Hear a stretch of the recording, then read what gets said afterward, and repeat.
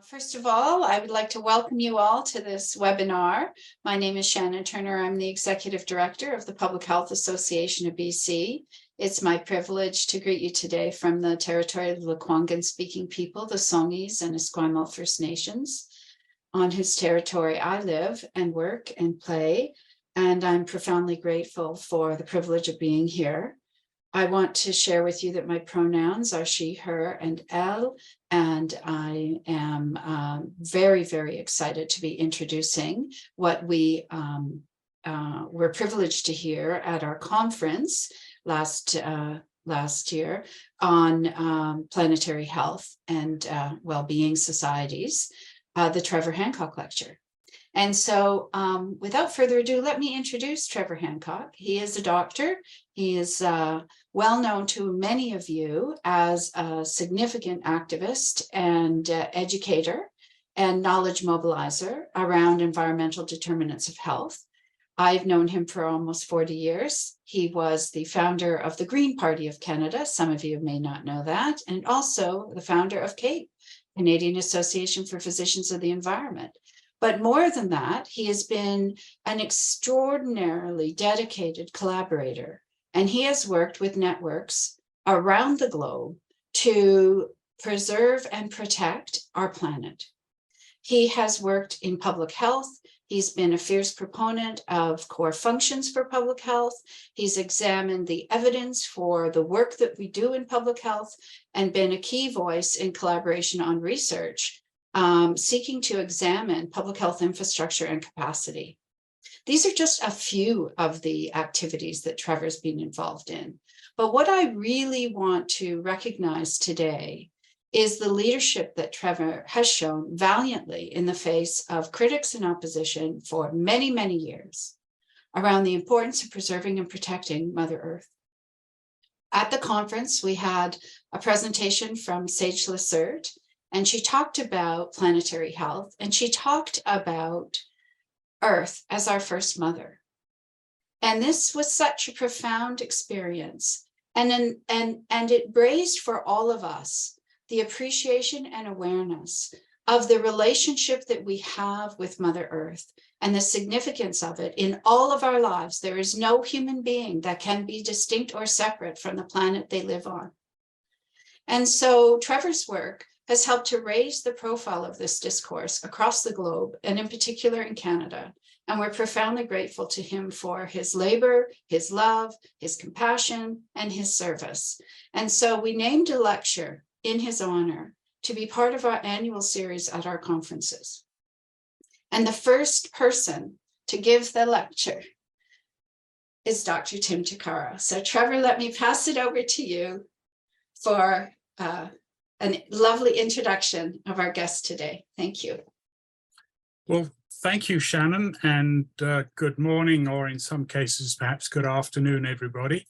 I am here in Victoria, BC, on the traditional and unceded or improperly ceded territories of the Lekwungen-speaking people, specifically the Songhees and Esquimalt First Nations.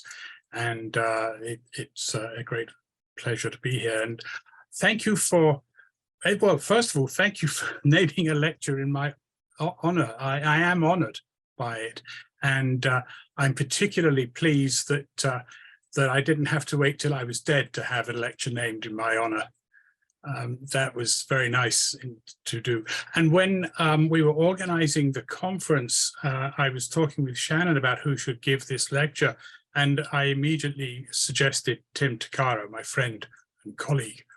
And I just want to say a few words about Tim. I don't want to say too much because I don't want to take away from his time with you. First of all, I would describe Tim these days, and I just told him this, as an activist scholar. He is most certainly a scholar. He is now an emeritus professor in the Faculty of Health Sciences at Simon Fraser University, having had a distinguished career there on research and teaching on environmental and occupational health, and in particular in recent years on the health impacts of climate change. And of course, climate change is, as the World Health Organization itself says, the greatest threat to health in the 21st century. And the challenge that we face, and the act in particular for which we are honoring Tim today, is that back in August of 2020, he became a volunteer with Protect the Planet, Stop TMX, TMX being the Trans Mountain Expansion, pipeline expansion, in case some of you don't know that. And in November 2021, he was arrested for tree sitting in an attempt to block further construction of the pipeline. And in June of last year, he was sentenced to and served 3 weeks in jail for that act. So when I say Tim is an activist, I mean it. He's an activist in a way and to an extent and depth that most of us never reach. And I'm very grateful to him for his act and for his example. Tim today is, as the scholar that he is, he has been reflecting on all of this and what it means in terms of public health practice and the ethics of climate change and health action. And what is the ethics framework for climate action in public health? And what are the potential legal channels? He's called his talk, "What Can We Do When Laws Harm Public Health?" Because of course, particularly in public health, we're accustomed to the idea that the law is there to protect public health. But in this instance, in a situation where, as the UN Secretary General has said, countries that increase fossil fuel production are dangerous radicals, and that investing in new fossil fuel infrastructure is moral and economic madness. In that situation, what does one make of laws that protect that activity and that therefore harm health? And so I won't say any more than that, because Tim will share his thoughts on this and his experience. Tim, we're very grateful to you. So glad you could be here, and over to you. Well, good day, everyone. And Trevor, thank you very much for that introduction. I am very grateful to be here and grateful to be an uninvited guest on the unceded Kakite territory where I live, also known as New Westminster. It is a special pleasure to give this honorary Trevor Hancock lecture for Public Health Association of BC today. And I would like to first recognize the steadfast commitment of my dean, Tanya Bubala, and my faculty colleagues who have built such a marvelous place to study and contribute to improving health in the Faculty of Health Sciences at SFU. Also to my family and friends who stuck with me through thick and thin in my most recent journey, stuck with me like my colleagues did at SFU. And particularly today, I'd like to thank colleagues, Drs. Kate Kempton and Jeremy Snyder, for their important contributions to the thoughts that I'll present to you today. I hope you're seeing a screen. Looks good.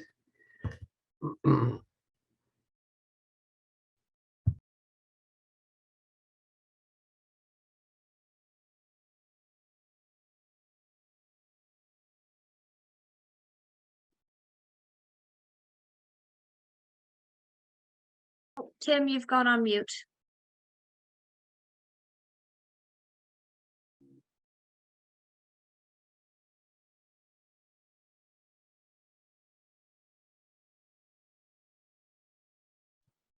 Thank you. The first peoples on this land made a contract with the salmon. They would care for the streams, rivers, oceans, trees, and all of those things that connect, show gratitude and humility in the face of the abundance all around them.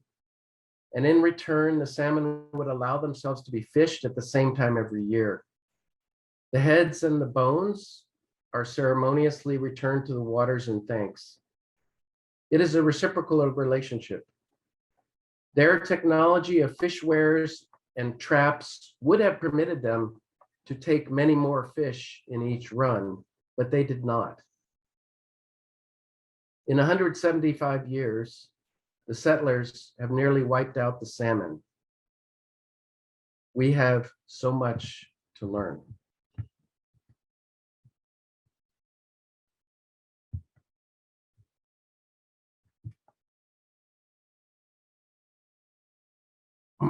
We are at a crossroads. Our laws governing the resource extraction economy not only no longer protect public health, but they facilitate our demise. The law that sent me to jail for protesting a pipeline that will worsen mortality and morbidity from climate change, if it is ever used, is representative of this colonial and outdated aspect of our laws. The injunction protecting the Trans Mountain Pipeline expansion project is only a recent example of how BC's extractive industries have weaponized our court system for their profit. These laws must be challenged and changed if we are to sustain ourselves and future generations in this incredibly beautiful land.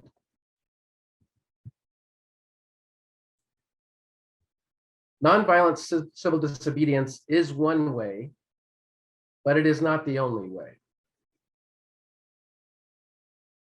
This photo is from November, my last time up in the trees.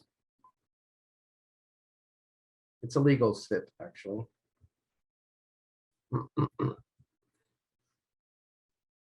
This is an outline of what I will cover over the next 50 minutes or so to begin our discussion. First, what are our obligations as public health in the climate emergency? We will explore an ethics framework for climate action in public health and then examine some legal tools to force more timely action on climate. And finally, we can discuss what role nonviolent civil disobedience might play in the next few years. We know this material. The anti-science wave that is engulfing parts of society is drowning us. This wave is, of course, driven by fear. Fear of the known, which is terrifying enough, and of course also fear of the unknown. Building and rebuilding trust in evidence is our job number one as public health educators. Are we up to the task? I believe we are. Survival of the species depends upon this. We know this too. Global impacts, particularly in Asia, Africa, and small island nations, will be much greater than here. Climate chaos will drive conflict, famine, drought, and mass migration, and it will have profound impacts on global security and on Canada. Militaries around the world recognize climate change as a threat multiplier and are building strategies for this future. The emergence of zoonotic and other infectious diseases are also impacted by climate change, habitat loss, and mass migration. Others are addressing the policy levers that will increase adaptive capacity and reduce demand for fossil fuels. The tough nut for Canada is our fossil energy addiction. And this is what I will focus on today. Good progress is being made in electrification for Canada, in our transportation and utility sector in particular. Of course, more progress is needed. Government is incentivizing emission cuts in other sectors, but not oil and gas. Oil and gas is projected to increase their emissions past 2030. Industry would like us to focus on demand only, but cuts in both supply and demand are required. We know how to get there. We need political will. The Intergovernmental Panel on Climate Change, in their Working Group 2 report last year, examined this challenge in the context of our Sustainable Development Goals. What is depicted here is climate resilient development, the process of implementing greenhouse gas mitigation and adaptation measures to support sustainable development. We can choose the green cog, which shows societal choices towards higher climate resilient development, or the red cog with lower CRD result from interacting decisions and actions by diverse government, private sector, and civil society actors in the context of climate risks, adaptation limits, and development gaps. UN Secretary Guterres points out that we are on a pathway to global warming of more than double the 1.5-degree limit agreed to in Paris in 2015. Some government and business leaders are saying one thing, but doing another. Simply put, they are lying, and the results will be catastrophic. This is a climate emergency. He went on to say, investing in new fossil fuel infrastructure is moral and economic madness. And it is in this vein that I will focus on the moral madness part. Greed that begets profit for shareholders drives our deadly race to produce more oil and gas. A society and economic system addicted to fossil energy. The notion of ethical oil, emerging from dialogue about global power struggles today, is the ultimate in corporate greenwash. We can no longer act like a superior species, like the earth is only ours, and we deserve to dominate her and consume as if the future doesn't matter. The philosophy of Cartesian dualism, humans above all other creatures, that has guided our economy since the 14th century is a death sentence. People knew this millennia ago and learned to live with humility and gratitude for the gifts of Mother Earth. We must recapitulate that in our lives and teach it.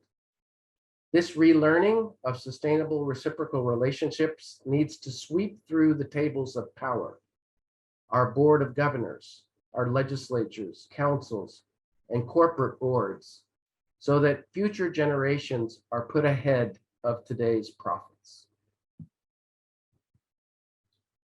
Situations arise where health professionals have a moral obligation, a duty of care or necessity to respond to health injustices, including using civil disobedience as a last resort.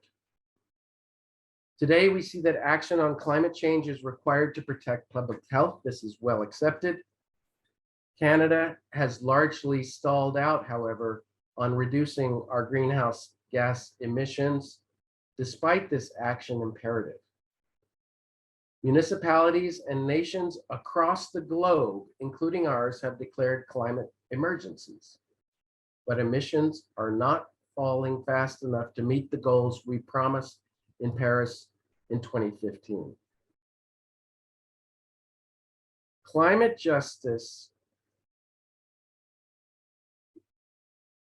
change impacts are the greatest injustice of the modern era, because those with the smallest contribution to the problem face the greatest threats.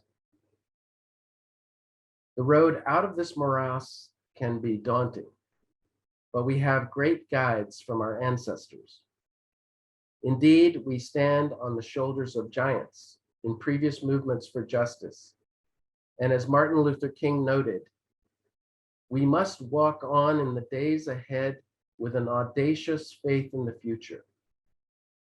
Or as former PHABC President Paula Ardiles reminds us, we must engage in critical hope, a hope that embraces complexity, leads with purpose, and cultivates transformative social change. Here are some opportunities.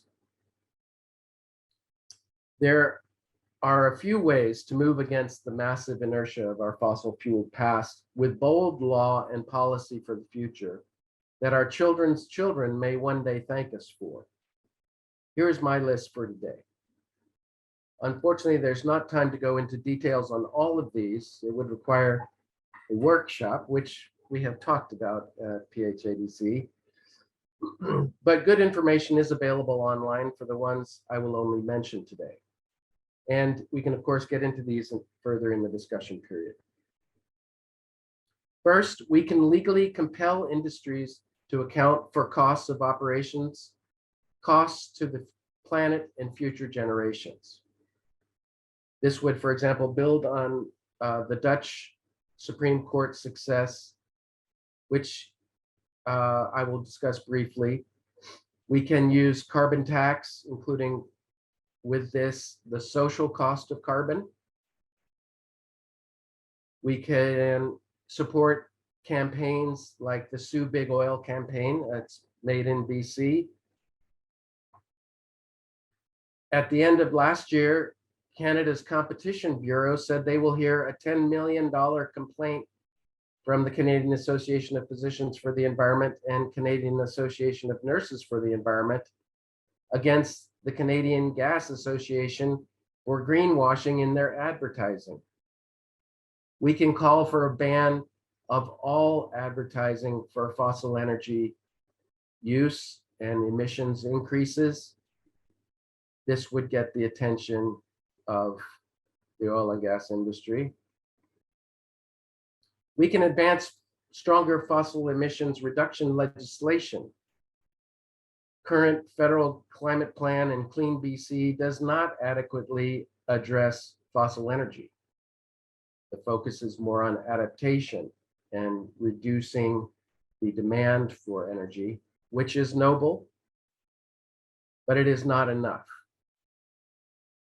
An example of such legislation is Peter Julian's M1, the Green New Deal, which is in Parliament now.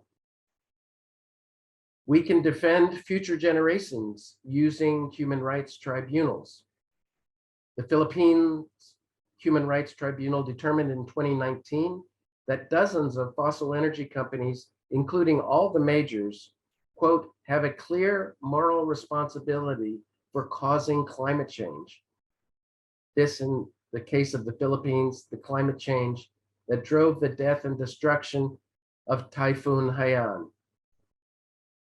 Having, quote, have been clearly proved to have engaged in acts of obstruction and willful obfuscation, end quote, about the science of climate change and should be criminally charged.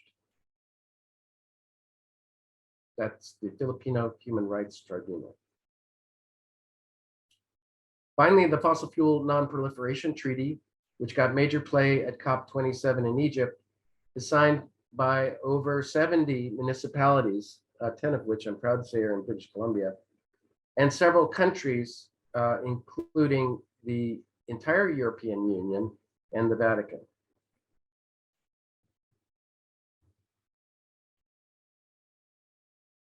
Follow the money. Canadian banks are major financiers of fossil energy projects worldwide. For example, Royal Bank of Canada invested $9.2 billion to support fossil energy. And as the Trans Mountain Expansion project rockets past $30 billion, this vulnerability becomes ever more apparent. We can expose the insurers of fossil energy projects and the risks that these insurers take on. And this work has caused 18 insurers to drop the Trudeau Trans Mountain Pipeline to date. We can also, of course, block new fossil energy infrastructure with our bodies. And finally, we can realize the Declaration on the Rights of Indigenous Peoples and its inherent protection of the planet. And I will focus my remaining time on the last 2 points.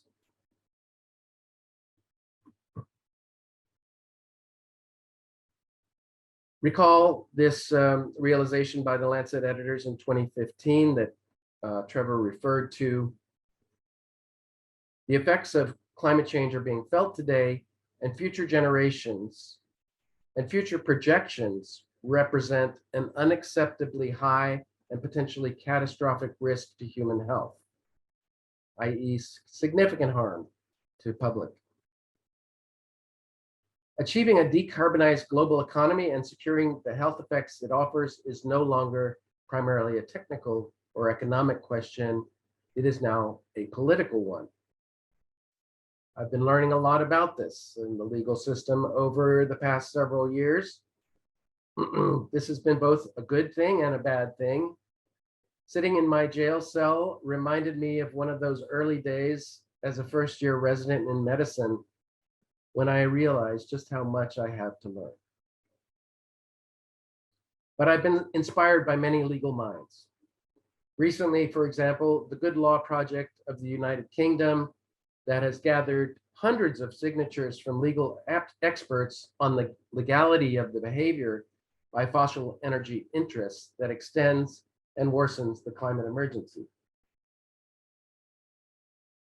The project reminds us that we're not talking about natural phenomenon here, but corporations with knowledge of harm who market their products anyway and walk away from devastation with the shrug, "We are just responding to demand. This is not our responsibility." In public health, we must respond to the ethical and legal challenges offered to us by the climate emergency. We each have our gifts. We are able to offer a spectrum of responses, but we must stand up for public health today and the children of tomorrow. I would add that particularly considering the anemic response of most governments and the fossil energy industry to their commitments to reduce emissions since promising this in 2015, it is also an ethical question and one of fairness. It is outlined nicely in Urgenda Foundation versus the State of the Netherlands, in which the Dutch Supreme Court invoked the 1.5 degree centigrade limit as its benchmark for determining the scope of the rights to life and to family life. And after years of appeals, the Supreme Court agreed in December of 2019. I'll quote here briefly, "Climate science," this is from the ruling, "climate science has arrived at the insight that a safe warming of the earth must not exceed 1.5 degrees C, and that this means that the concentration of greenhouse gases in the atmosphere must remain limited to a maximum of 430 ppm. Exceeding these concentrations would involve a serious degree of danger that the consequences referred to in 4.2, which includes the loss of human life, will materialize on a large scale. The Supreme Court finds that Articles 2 and 8 of the European Convention on Human Rights relating to the risk of climate change should be interpreted in such a way that these provisions oblige the contracting states to do their part to counter that danger," end quote. Having worked most of my career on the evidence base of the health impacts of climate change within the legal boundaries of my profession, I have found it very refreshing to explore the ethical and legal aspects of the climate emergency. And here I will briefly present a framework for your consideration. The Hippocratic Oath has undergone some changes since 5th century BCE. Many medical schools no longer have an oath per se, like I did, but ethics are a pillar of medicine and of public health. We each committed to protecting the health of people. Most of us swore a duty of care, including to, quote, "accept a share of the profession's responsibility to society in matters related to public health, health education, environmental protection, and legislation affecting the health or well-being of the community." That's the CMA Code of Ethics. The general principles of the World Health Association Code of Ethics is similar, and it begins with what we would expect. The primary duty of the physician is to promote the health and well-being of individual patients, provide competent, timely, and compassionate care in accordance with good medical practice. But it is followed immediately by the physician also has the responsibility to contribute to the health and well-being of the populations the physician serves and society as a whole, including future generations. Even the relatively conservative American Medical Association Code of Ethics is explicit about the possible conflict between doctors' ethical duties and the law. Quote, ethical responsibilities usually exceed legal duties. When physicians believe a law violates ethical values or is unjust, they should work to change the law. In exceptional circumstances of unjust laws, ethical responsibilities should supersede legal duties, end quote. These are some key requirements for an effective response to the climate emergency produced by Grasso in a paper published in 2007. The response must be widely shared with agreement based upon principles of justice, equity, and fairness, for example, civil rights. It will require collective action, no doubt about this. This is a classic global problem, and it will require global solutions with broad consensus. Self-enforcing. Currently, there is no international body enforcing international climate agreements, and this may be a problem. Though the Security Council could theoretically do this, and that's why the question mark is there. I'm not sure the world is prepared in our current state of greed for this self-enforcing aspect. This slide describes a pluralistic normative framework. Distributed justice or fairness in the allocation is key to success in the climate crisis. It is useful to consider these domains when examining this pluralistic normative framework.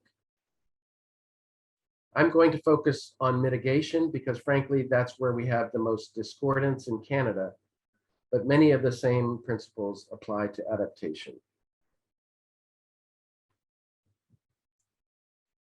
There are two commonly held views on this framework for climate action. One, very important, avoid regressive distributions. In other words, don't add more costs to those who have already taken on the largest harms. And secondly, there is Aristotle's philosophy of equals being treated equally, allowing for discrepancy in inequality insofar as those with adequate means do not require the same support as those without. Within this framework, it is not fair for Canada or other wealthy nations to continue to increase our emissions. Regressive climate impacts are seen today, of course. This is a recurrent theme. It's played out in the last several months in floods in Pakistan and the subsequent famine, and also famine in sub-Saharan Africa. These populations with very low carbon footprints and minimal contribution to the climate crisis are suffering the most. This is the hard part for wealthy populations who are trying to protect their comfort. Only the state can synthesize all the diverse duties and claims of individuals and provide the basis for solidarity, which is necessary to support the individual sacrifices required for mitigation and adaptation strategies. In a wealthy liberal democracy, citizens are expected to give up large quotas of their wealth for the sake of climate justice. This requires a balance between economic efficiency and environmental effectiveness, an equilibrium, and ultimately, the equilibrium can only be assured by fairness that is transparent to all parties. I want to focus a moment on solidarity. Jennings has written on what solidarity means in the context of climate justice and notes that it is, quote, essential to counteract the centripetal forces that obscure our interdependence and lead us toward an illusion of self-sufficiency and invulnerability, end quote. This is one big thing that separates the climate justice movement from the truckers movement, for example, that paralyzed Ottawa last year and the border commerce there. Solidarity requires a positive identification with another and their position. It is driven by empathy and understanding. It is oriented towards improving or correcting past or present disadvantage or injustice, and it requires public action.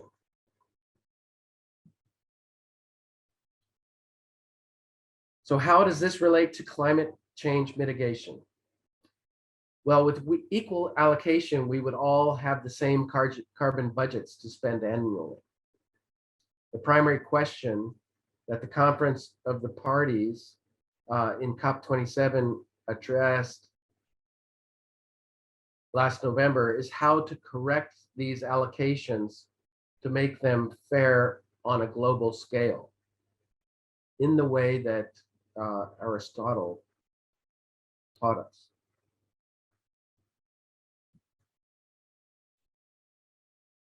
The late American philosopher John Rawls noted that grounds for consensus may differ, though parties can agree on the principle of justice.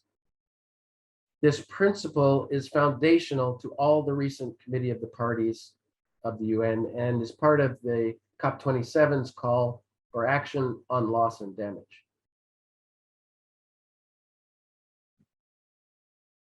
So to review the list so far, potential actions when laws harm public health are to compel industries to account for the cost of operations, particularly those costs to the planet and future generations.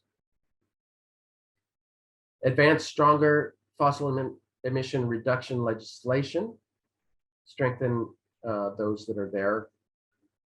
Defend future generations using human rights tribunals. Enact the Fossil Fuel Non-Proliferation Treaty. And we can recall from Eichmann's defense at the Nuremberg trials, when he said he was simply following the law, that his defense failed because the law cannot compel us to acts that go beyond conscience. The question of the defense of necessity then arises. The defense of necessity has been successful for climate action in the US, though is forcefully resisted still by Canadian courts. Which led us to these last points, to block new Canadian fossil energy infrastructure with our bodies. And I will finish with an examination of the role for the rights on the Declaration of Indigenous Peoples. So how did I get here?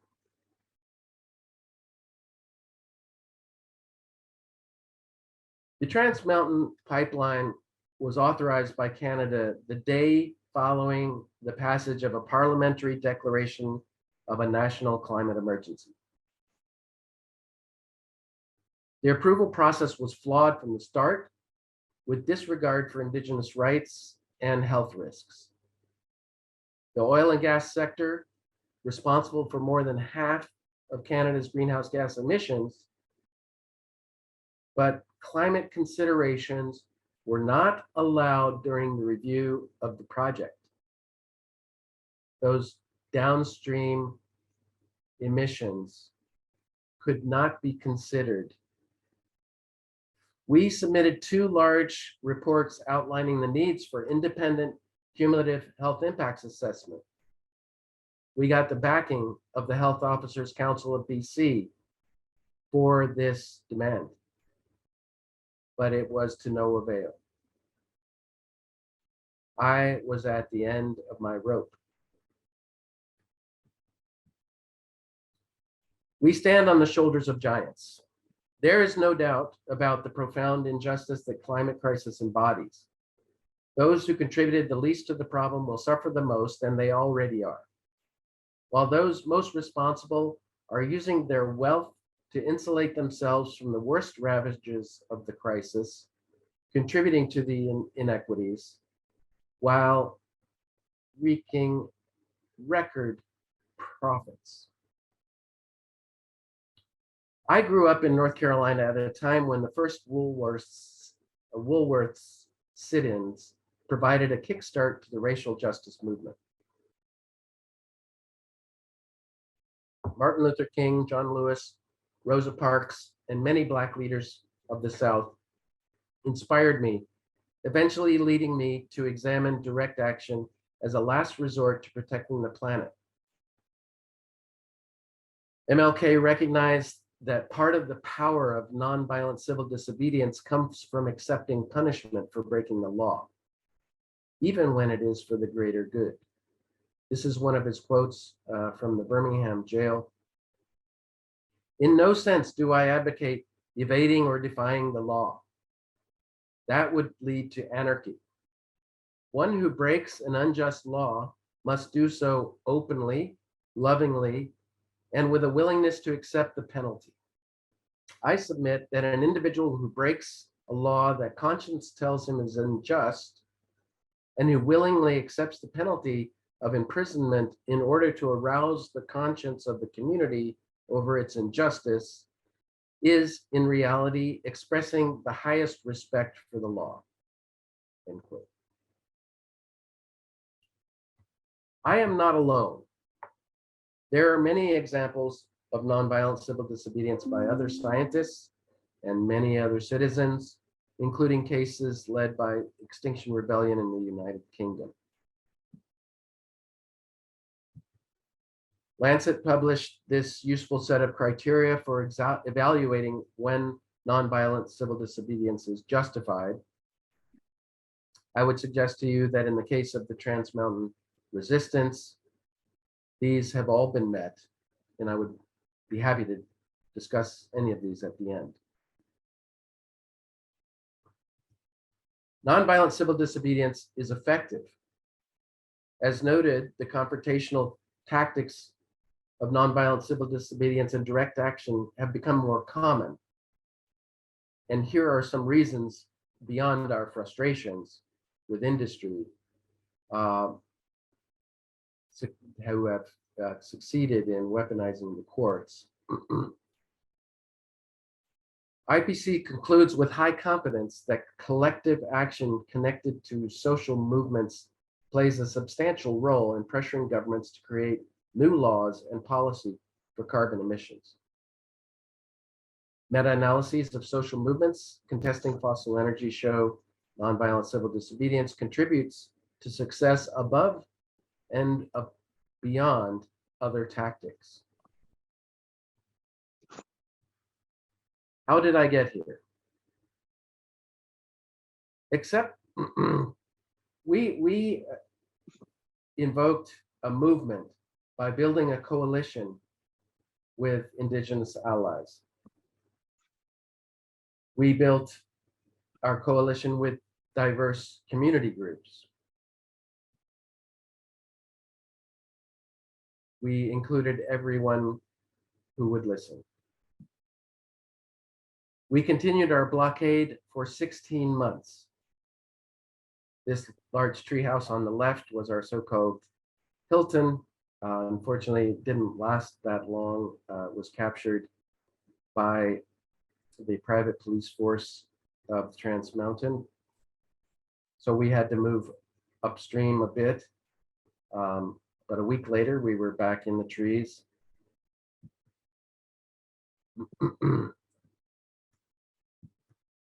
We got excellent support from nearly anywhere. This is my family out on the lines.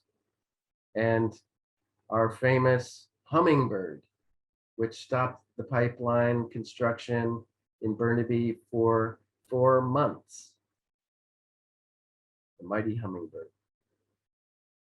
And here are some friends whose car lost its wheels right in front of the gate of the Trans Mountain facility on Burnaby Mountain.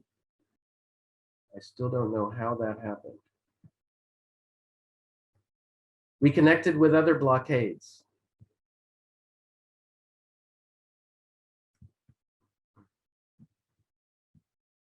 We had fun.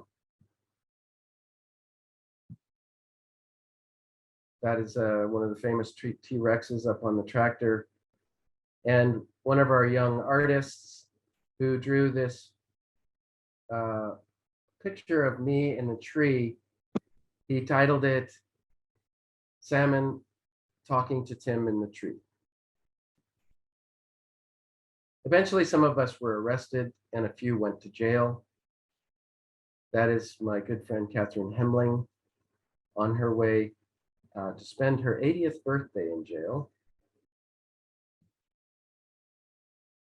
This is me in November of 21, just following one of the atmospheric rivers. That was a rough time up in the trees. And my arrest by the Community Industry Response Group, armed to the teeth, by the way. Eventually, all of us went to jail here. This is the Brunette River 6. And except for the first week, when my rights were abused in one of the most dehumanizing experiences of my life, jail was a worthwhile experience and definitely worth the effort and pain for me, and hopefully for my family, friends, and faculty. For one thing, I am no longer afraid of prison.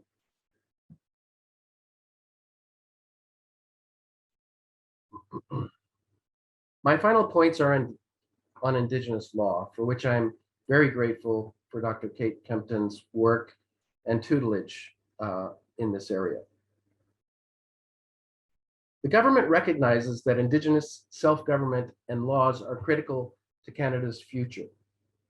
But those Indigenous perspectives and rights must be incorporated in all aspects of this relationship. Can this future, with respect for Indigenous law, show us a way out of our moral quandary? How does the Declaration on the Rights of Indigenous Peoples and Indigenous law guide us in our work to protect the planet?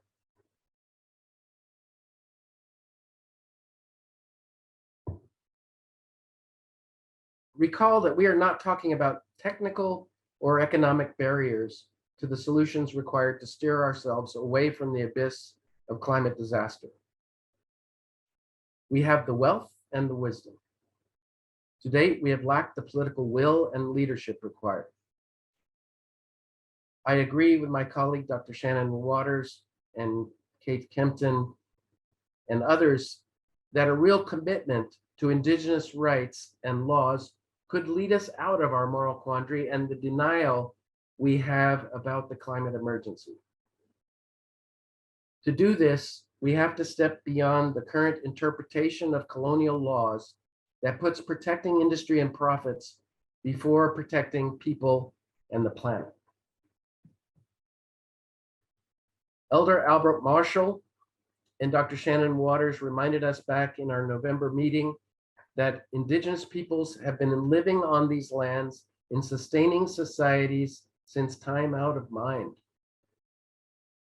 We were recently reminded of this by research done through the UN's Intergovernmental Science Policy Platform on Biodiversity and Ecosystem Services, first released in November of 2019 and reiterated at the Montreal Committee on the Parties on Biodiversity last year. Dr. Waters mentioned this report in her remarks in November. Some facts from the report: Quote, nature is generally declining less rapidly in indigenous peoples' land than in other lands. And critical to my next comment, formed in large part, my next comments formed in large part by Dr. Kempton's work. Quote, governance, including customary institutions and management systems and co-management regimes that involve indigenous peoples and local communities, can be an effective way to safeguard nature. There is conflict between colonial laws and planetary health. Colonial laws are linear, dominance-based, with people at the top and apart from the earth, designed to exploit and conquer the earth, aka the Cartesian dualism I mentioned earlier. Colonial laws are fragmented, piecemeal, snapshots of places and people and things, but also of time, making it harder to challenge authority. They are individualist, rights-based, incrementalist. They preserve the status quo with its order and stability. This is not the urgency required of our times. Finally, colonial laws are reactive and not proactive. The CPAS, Climate Preparedness Adaptation Strategies of BC, are an example, since they don't address the prevention of future climate change, but simply prepare for its impacts. There are many opportunities in Indigenous law, starting with the certainty and serenity of the inevitable. Indigenous law relies upon relationships and responsibility. It values the collective and is based upon community. It is circular and holistic in nature. It is cumulative, timeless. Adaptation and changes are dictated by feedback from the planet and by being responsible for future generations. And perhaps most importantly, it is sustainable. Colonial law can and should be guided and applied in accordance with Indigenous legal principles. Our current trajectory is towards the sixth mass extinction. This phase of human evolution, where we are in, has come to an end. Evolution will be required. Postcolonialism as informed by Indigenous legal orders. Blending, splicing, merging of cultures, laws, and the communities that restore and protect the planet. This evolution must be led by choice rather than by molecular chance or whatever emerges out of the primordial ooze in a lightning storm.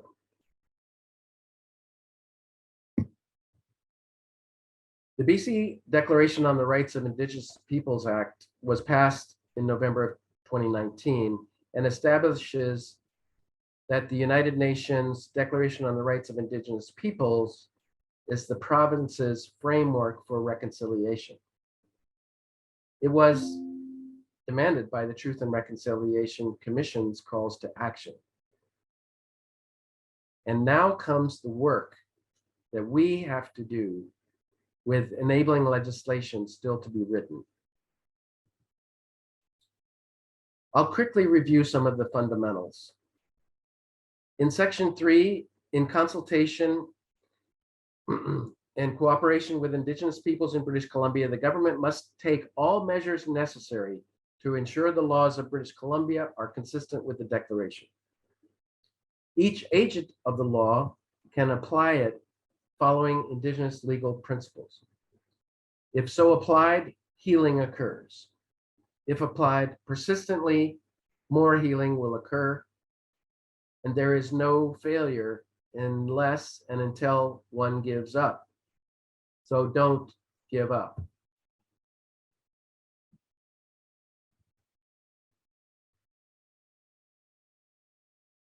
The DRIPA rights are consistent with reduced emissions and nature protection.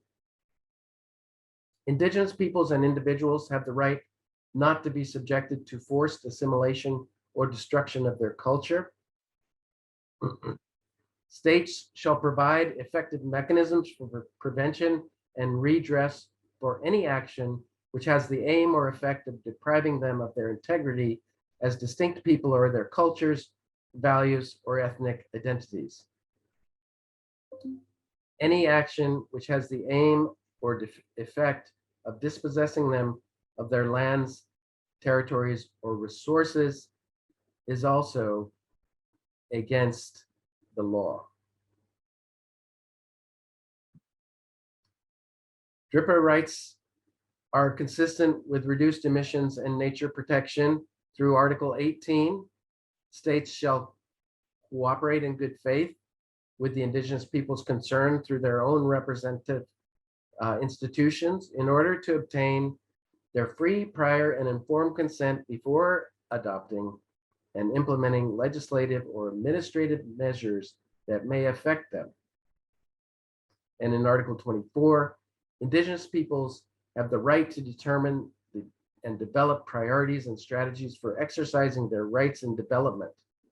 In particular, Indigenous peoples have the right to be actively involved in developing and determining health, housing, and other economic and social programs, and as far as possible to administer such programs through their own institutions. Canada should meet its climate commitments made to the United Nations through the COP process, but it is not doing so. And I would put to you that consensus is not required. The former Minister for Environment, Climate Change Canada, Catherine McKenna, said at COP27 in November, and I'll quote here, quote, "You cannot be a climate leader and invest in new fossil fuel projects. You can't use credits to meet climate reductions goals. You can't reduce emissions intensity instead of absolute emissions reductions," end quote. She's no longer part of government. She escaped the ministry that she led, a ministry that has been captured, like many government ministries, by the extraction industries that run Canada. So we have to ask, in a climate emergency, is consensus required or even desired? The UN Security Council has the power to act unilaterally in the event of a, quote, "threat to international peace and security," end quote, up to and including the use of force. The Health Act of British Columbia enables officials to respond to protect the public from significant harm up to and including the use of the courts and law enforcement. When do we say it's time to use these tools before it is too late?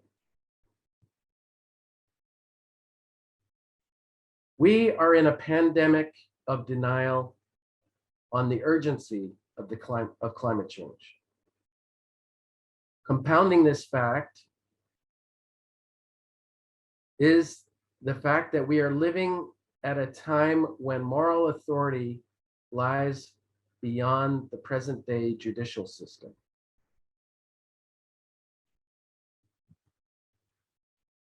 The question a Western worldview asks is, can we do this?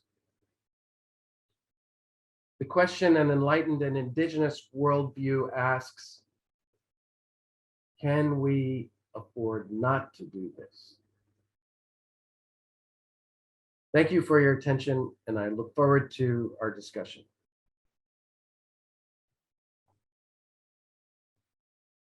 Tim, thank you so much. I would have to say that clearly one of the benefits of sitting in trees for a long time and sitting in jail is it gives you time to think. And you've definitely done a lot of thinking. And at this point, we'd like to open this up for discussion. We're asking people to use the chat to put in their questions so that we can deal with them fairly, and so we don't have people bursting in, which PHAPC has occasionally had happen. Just while we're waiting for some of those questions, a couple of questions perhaps to get us started, Tim. One of which is your reference to BC laws being brought into accord with DRIPA, Declaration of the Rights of Indigenous People Act. That would, of course, include the Public Health Act. And I'm just wondering, A, whether you know what is happening with respect to that in BC, and B, whether you've been consulted on it, since clearly you've given a great deal of thought to this and would have to be considered someone with expertise in this area. Well, thank you for that question, Trevor. I was just looking to see if Shannon Waters is out there. Yes, she is. And because I would love for her to speak on this point. There are many, many opportunities. One of the great opportunities is with the Public Health Act, certainly. I know Dr. Waters has discussed with Dr. Bonnie Henry the Water Act as another potential vehicle for enabling legislation. So Shannon, perhaps you could just speak briefly on where that's at. Sure. And thanks, Trevor and Tim, for sharing your words with us. It's grounding and learning for me. Yeah, one of the challenges, I guess, with something like this is, where do you start? We have so much legislation and so much opportunity for change. And I think within public health, we had a Auditor's General report on the Drinking Water Protection Act that required that a legislative review occur. And there is a lot of focus and momentum amongst First Nations people in the province. And I'll share that I am Hulkameetnam from Stamanis First Nation on Vancouver Island, and also have a lot of family ties to Cowichan tribes as well. And our chief in Cowichan tribes, Lydia Queetsum, has been very involved at provincial levels around watershed security. We have a watershed board locally here in Cowichan that has been in existence for over a decade, that has Cowichan tribes co-chairing the table with the Cowichan Valley Regional District, which is a model of collaborative governance with First Nations, even though we do not have large reserve bases here in the region that I live in, and that in terms of the typical treaty environment, there's very little land here that is Crown land. So the advice we had from elders and community consultation was that we would try to have meaningful say in 100% of our territory. And so that meaning that that our relationship with water and with our territory can be the center of our decision making. So it seems like there's a lot of momentum, and also within the recent provincial budget, $100 million put towards watershed security and looking at co-governance of that fund with First Nations. So Chief Lydia Queetsum and James Mack from the province co-chair that work. Just really looking at this point on focusing on the Drinking Water Protection Act as a place to start, knowing that even the fact that it's called the Drinking Water Protection Act makes it very human-centered, anthropocentric. And, one of the areas that it has typically failed, our Western legislation, is in source protection, protecting our sources of water. And I think that just really speaks to what Tim was sharing here about how we view our environment, our Mother Earth, who we're in relationship with. Our Western legislation fails at protecting source water. So if we really look at bringing that into alignment with the Declaration on Rights of Indigenous Peoples Act and how we uphold our responsibilities in our relationship with water, I think we'll have some really transformative ways that have been demonstrated in that UN report that Tim shared of how nature, water, plants, animals, the land are protected when we center these perspectives, because there are relatives that we have responsibility to. It is a bit of a far leap, I think, from what we typically have in Western legislation, but I think we here in BC have the environment that is the most primed, I guess, to really start having this type of conversation about how that actually changes legislation. Thank you, Shannon. That was great. And so, yes, our opportunities are out there and we just have to take them. Thank you both of you for that. I'm going to move to a question in the chat from Kate Tyran. Tyann, I hope I'm getting that right. Dr. Tim, she says, we know that only a small % of current medical students and even public health students hear what you've shared with us from their mentors and educators. Do you believe we can transform medical and public health education that the next generation of health professionals is prepared to lovingly go against the laws that hurt public health and willingly accept the punishment for the greater good? And if so, how? Well, that was not really a planted question, but thank you, Kate. It really was not a planted question. Some of you may know that SFU is in the process of establishing a medical school for primary care training, and training in planetary health is a important part of that. So I do absolutely have hope that we will be transforming medical education. And whether we train our doctors in civil disobedience is not, we haven't gotten into the details of the curriculum at that level yet. But I am confident that with the science and learning that goes with planetary health, that more professionals will do what many physicians in the UK have done. As far as I know, I'm still the only physician in Canada to go to jail for protecting the planet. But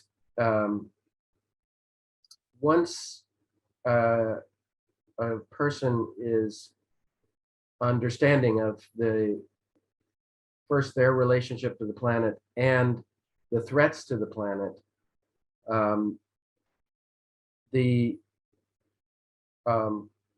if the laws are not aligned with that, they will feel compelled to do something about it. Thanks, Tim. And maybe if I can add to that for Kate and others on the call, the Canadian Federation of Medical Students has a program that's been going on for some years called HEART. I think it stands for Health, Environment, Advocacy, Research and Teaching. But anyway, one of the things they have been pushing for with considerable success is to make planetary health a required subject in medical curriculum. And they've worked with and got agreement with the Association of Medical Schools in Canada, AFMC, I think it's called, to do that. It's starting in 2025. And in addition, the Royal College of Physicians and Surgeons of Canada is adding another leaf to its CanMeds set of skills and competencies, I should say, that health physicians should have, and that is planetary health. So it's being picked up both by medical students, by medical schools, and by the Royal College as the certifying overseeing body for specialists. So that's all very encouraging too. Maybe I can move on to a second question here, which is from John Miller, and asking whether you've worked with David Gooderham, a lawyer who was arrested in jail while protesting TMX, and has some great ideas for taking action to get our federal government to stop its deception and exercise its powers to reduce any further development of fossil fuel infrastructure. Yes, David was very helpful in working on my defense. I ended up pleading guilty, but we were planning to challenge the injunction. It's probably too complicated to go in why we didn't end up challenging the injunction. But David's work on the defense of necessity is groundbreaking for Canada, and a very important angle for the court to understand how far behind our legal system is when it comes to the climate emergency. So essentially, the courts, and this is fundamental to what I am talking about here, the courts yield to industry on injunctions to the extent that my judge could say, your environmental concerns are of no concern to this court. So if a judge can get away with that, then the laws have to change. And that's certainly going to be fundamental to any future use of the defense of necessity. The defense of necessity, briefly, is that the infraction that you commit is much of lesser concern than the reason you are doing it. So the threat of climate change does compel me to block a pipeline that's going to worsen climate change. And my blockage is of less consequence legally than the climate consequence. So David's a great spokesperson for the defense of necessity. And in fact, there is a recording of a panel last week that he was on at the Allard School of Law at UBC, where he explains in more detail the defense of necessity. Thank you for that, Tim. I'm going to turn to Shannon, who has a question in the chat. Shannon Turner, that is.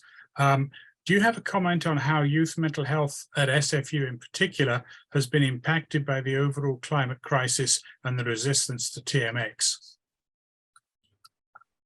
So we have not done any formal study that was specifically for SFU students. However, I was involved in a study that was broader across Canada, using social media to recruit young people to answer questions about their mental health. And interestingly, we were able to do this survey prior to the heat dome and after the heat dome. And of course, demonstrated that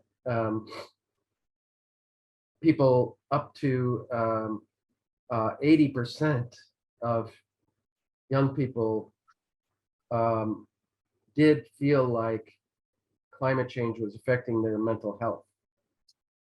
So I would not expect that to be any lower at Simon Fraser University. In fact, it may well be higher because of the threats that the tank facility, that is Trans Mountain's tank facility on the mountain,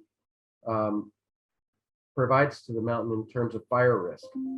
So the Burnaby fire chief, who studied the engineering of the expansion of the tank facility below the university, said that there would be no meaningful response from the Burnaby fire because they would not be able to operate their equipment in the spacing that the new tanks created.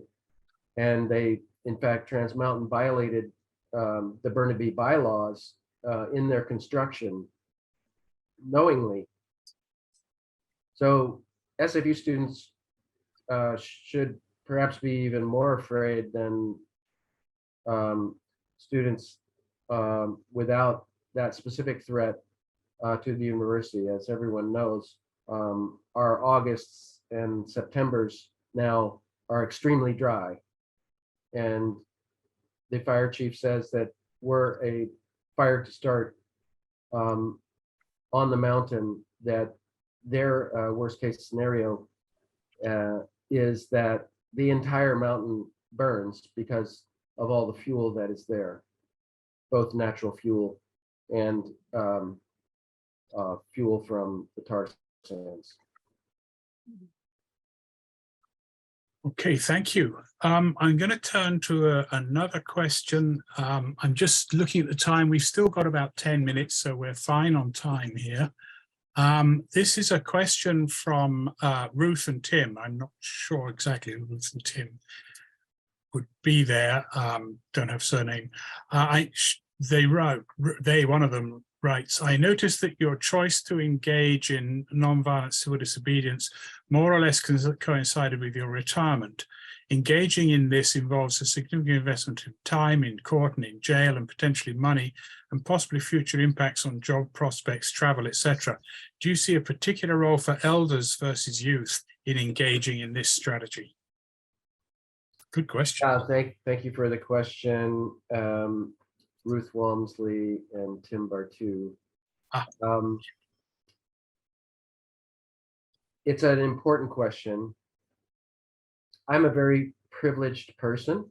I turned 65 just over a year ago, and I felt that a few things made it easy for me to make the decision to be arrested.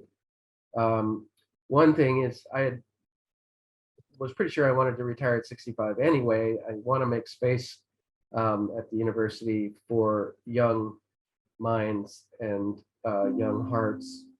And I'm really grateful that that has happened, and we've hired 2 new faculty members in planetary health. So I was ready to retire anyway, but it certainly made it easier to be able to focus my attention on climate action. So as was reviewed, I spent my career building up my expertise in toxicology and epidemiology that made it a natural for me to review this this pipeline that was going under my university, literally, and threatening the fire risk that I mentioned. So, you know, I was in a very good spot in terms of my career.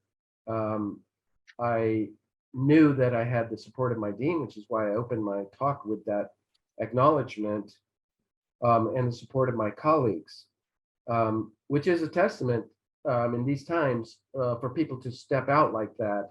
I think everyone knows that there are forces among us that are hell-bent on extracting every drop of fossil fuels from Canada that we can.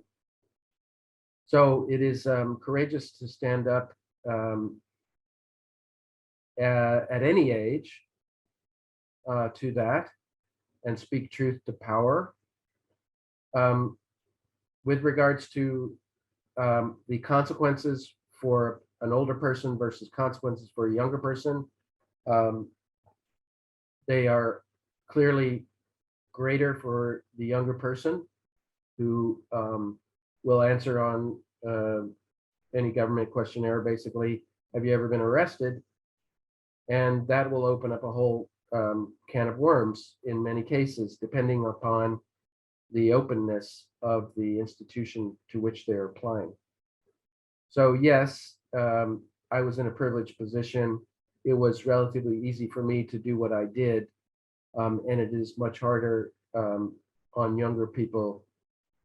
But I have to say that we have some incredibly courageous young people in the climate movement, and they're an inspiration to me. And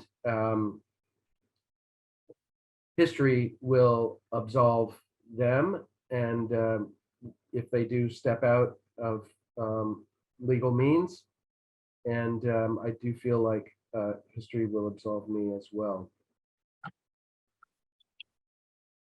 Thank you for that, Tim. I think we have time for just one more question and then some closing comments. And the next question is actually from Chris Busey, a colleague.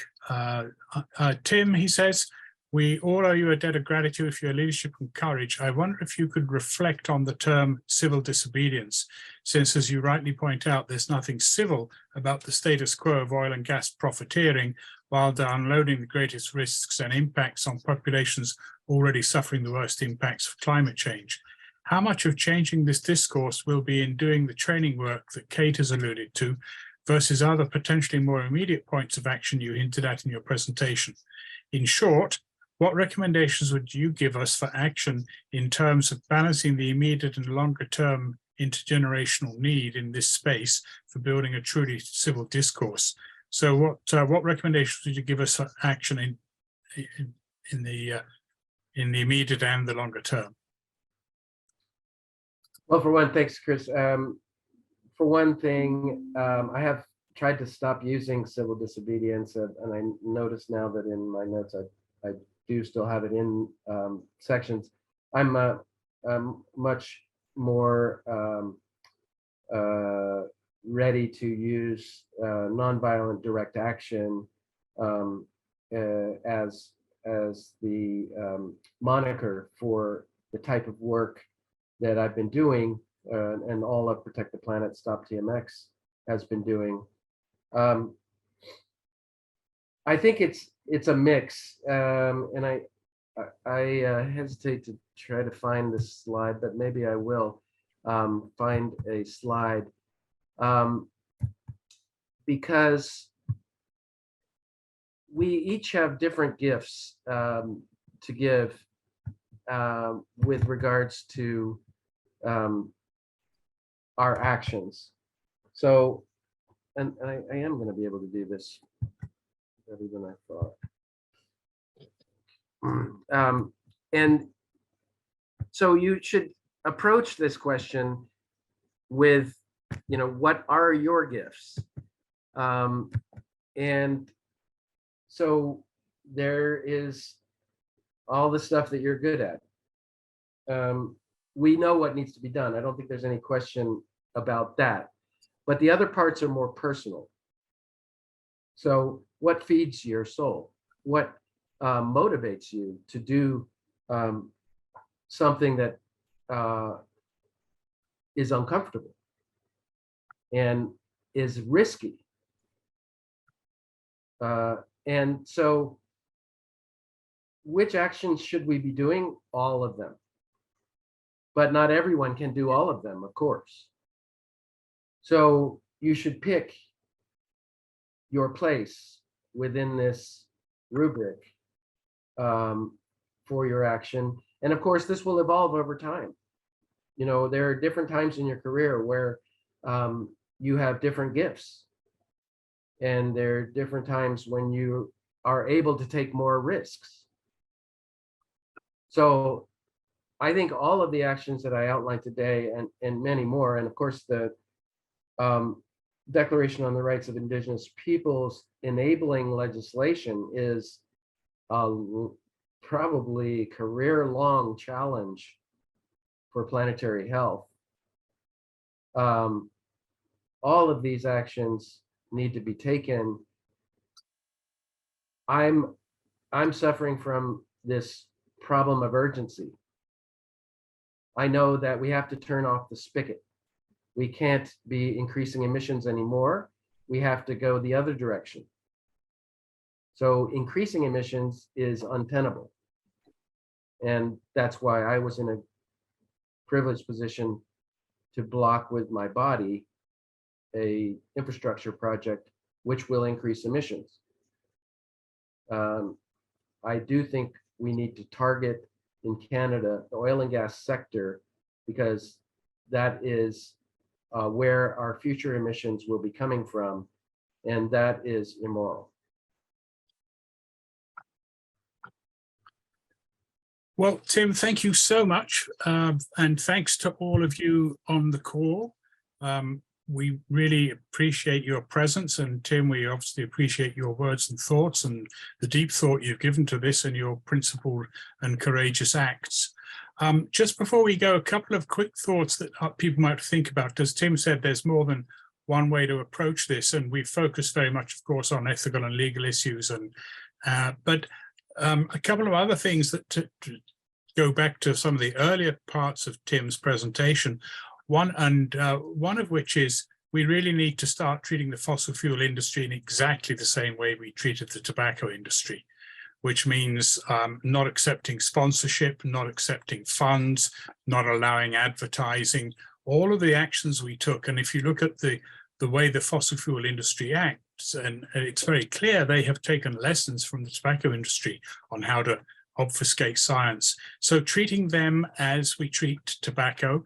And I belong to a group called Doctors for Planetary Health West Coast, and we wrote a piece that's in Healthy Debate, if you want to go look at it, exactly about that. We're now working on a second piece, which is another way to think about this. And I just want to stress this because it relates to people working in health authorities. And that is that we have to, as Tim said, not only go after the fossil fuel industry, but to go after what UN Secretary General Antonio Guterres calls the accomplices or the enablers of the fossil fuel industry, and that is the banks, the investment industry, including, incidentally, your pension plans, Canada Pension Plan, and the various public service plans that many of us belong to, university plans, and the insurers. And we're working on a second article right now in which we're going to argue that an already well-established practice in health authorities, in many health authorities, which is green or sustainable procurement, which currently applies basically to the procurement of goods, should be extended to services. So, for example, Tim mentioned RBC, fifth largest funder of fossil fuels in the world. It'll be the second largest once it's acquired HSBC Canada. We shouldn't be doing business, and in particular health authorities and the Royal College of Physicians and Surgeons and others shouldn't be doing business with RBC.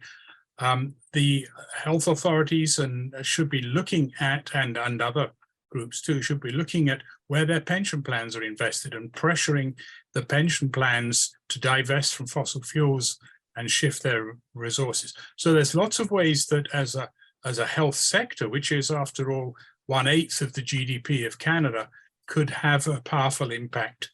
So think about, and then finally, I'd say two other things. Shannon mentioned that PHABC is interested in creating the role of what we're calling planetary health officers as a sort of environmental health officer with a particular focus on planetary health. And then finally, of course, we really should be pushing for a report under the Public Health Act on the health impacts of fossil fuels, both in BC and the health impacts of fossil fuels exported from BC globally. That seems to me something we could be doing. So there's lots to be done. Tim, I should have pointed out at the beginning, the red heart that Tim is wearing is a symbol of his commitment. It's a symbol of I think you said there were 240 people who've been jailed in these protests, and they all wear the heart. So thank you all. And thanks, Tim, for acting from the heart. Really appreciate it. Thank you very much, all of you, for your attention. I'll just close by saying that PHABC has a exceptionally active working group. We participated with Jen Squeeze and West Coast Law to fight to the Supreme Court on fossil fuel pollution pricing. and are part of the Planetary Health Working Group that's in formation right now, arising from our Congress, as well as doing a significant amount of knowledge mobilization and advocacy related to political leadership. And I particularly want to acknowledge Dr. John Miller and his work on just transition, especially so good to see so many of our friends on the call today, and to thank our admin team for pulling together this webinar. I know it's always a challenge to find a date and space and to organize. And to Dr. Takaro, you truly are an extraordinary gentleman. We thank you so much. Thank you. Thank you, Trevor. And there will be, the recording to the link will be made available, I believe. Or the link to the recording, I should say. Absolutely. That's okay. Great job, everyone. Thank you so much for your meaningful questions. We'll be in touch for future action. Take care. Thanks, Tim.